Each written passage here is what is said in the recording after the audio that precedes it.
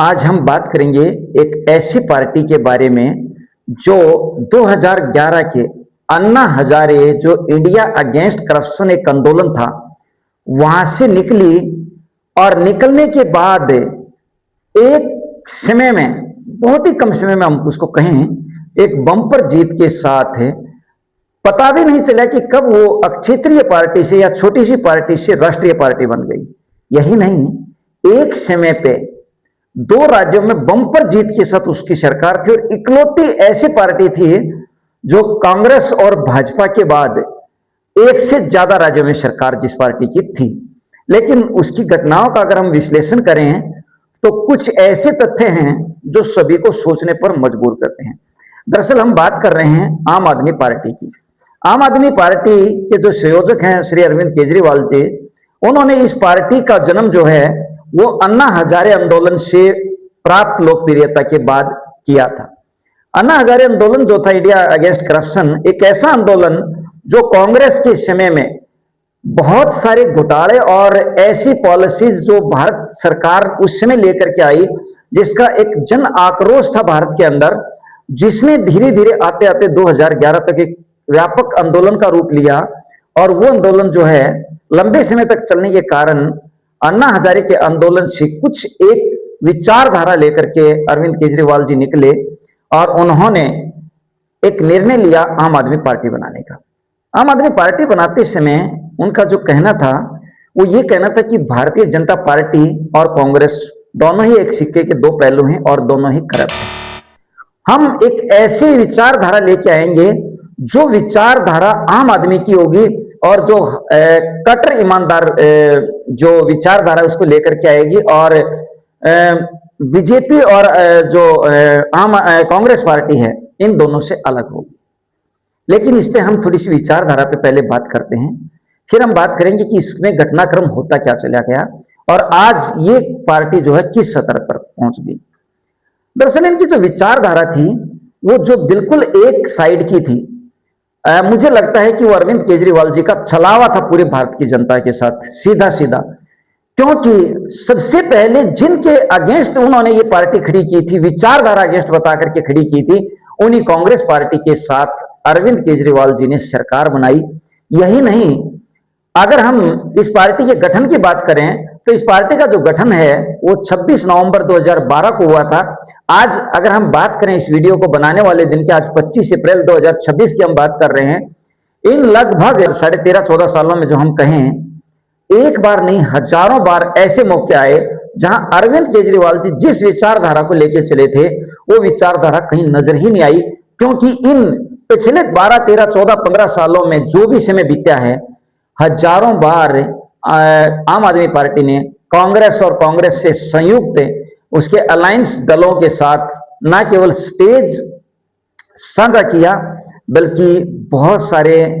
India alliance जो इन्होंने बनाया था उस अलायंस जैसे भी ये उसके पार्टनर रहे।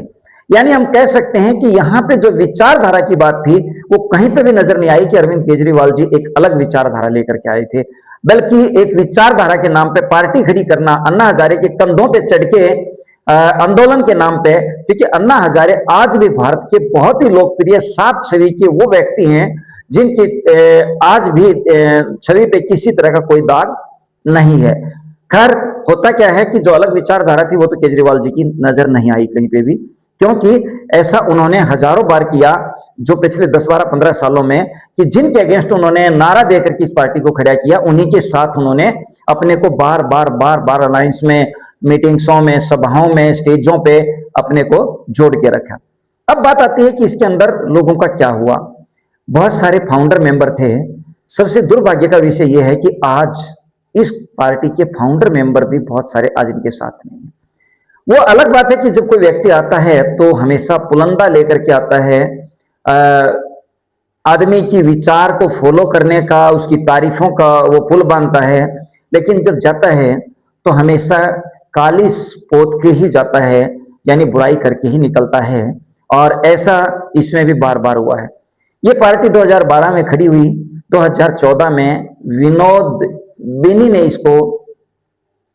कविट किया, बाहर निकल गए। उसके बाद योगेश यादव, प्रशांत भूषण, साजिया इल्मी, जिसमें योगेश यादव और प्रशांत भूषण की हम बात करें तो वो इस पार्टी के फाउंडर मेंबर थे, जो 2015 में तीनों ही एक साथ इस पार्टी से बाहर कर दिए गए हैं। उसके बाद कपिल मिश्रा, जो इनकी विचारधारा को फॉलो करते थे, जो बाद में भारतीय जनता पार्टी में आ गए। कपिल मिश्रा, जिसको पूर्व मंत्री भी कहा जाता है, 2017 में इस पार्टी से बाहर आ जाते हैं, या हम ये कहें कि बाहर कर दिए जाते हैं।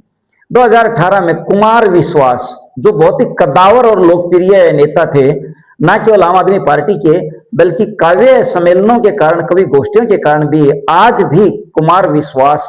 भारत के लाखों करोड़ों लोगों की दिलों की धड़कन है, और वो भी बाहर कर दिए जाते हैं 2018 में। यही नहीं, आशुतोष, आशीष खेतान जैसे बहुत सारे ऐसे लोग थे जो उस समय आम आदमी पार्टी की विचारधारा को लेकर चले थे, वो आज इसका सदस्य नहीं है, आज इनका हिस्सा नहीं है। सबसे बड़ा झटका आम आदमी पार्टी को अब लगा अप्रैल 2026 के अंदर, जहां पे राघव चड्ढा, जो इनके फाउंडर मेंबर थे, जिन्होंने आरोप लगाया कि आज आम आदमी पार्टी जो है वो अपनी मुख्य विचारधारा से भटक चुकी है, और मैं 15 साल देने के बाद आज इससे अलविदा कह रहा हूं। उसने अपने साथ में टोटल 6 साथियों के साथ टोटल 7 लोगों ने आम आदमी पार्टी को 2026 के अप्रैल महीने में अलविदा कह दिया, जिसमें हरभजन सिंह, मित्तल जी और राजेंद्र गुप्ता जी, स्वाति मालीवाल आदि ऐसे लोकप्रिय और कद्दावर सांसद हैं राज्यसभा के, जो रीढ़ की हड्डी थे आम आदमी पार्टी की। अब सवाल आता है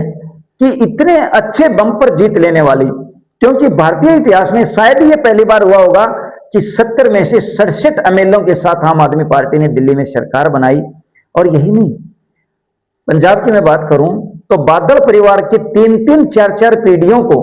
एक साथ हराने के बाद, बहुत सारे लोगों की जमानत जब्त करने के बाद, बम्पर जीत के साथ पंजाब में सरकार बनाने वाली पार्टी आम आदमी पार्टी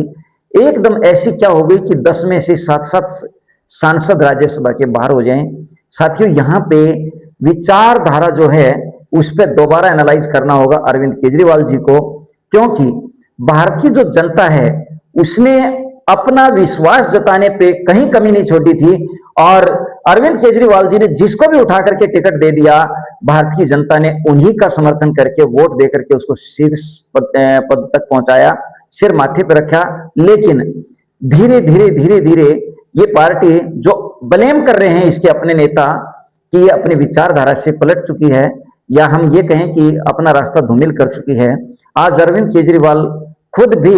बहुत सारे भ्रष्ट के आरोपों में जेल गए, और जेल जाने के बाद आज जूझ रहे हैं न्याय प्रक्रियाओं से। तो मैं यही कहना चाहूंगा कि आने वाला आता रहता है, जाने वाला जाता रहता है। आना जाना राजनीति का काम है, किसी के जाने से और किसी के आने से बहुत ज्यादा राजनीतिक दलों पे नहीं पड़ता। लेकिन एक बात सच है कि अगर आपकी विचारधारा ही आप छोड़ देंगे तो आपके लिए रास्ता आसान नहीं है, नंबर 1। नंबर 2,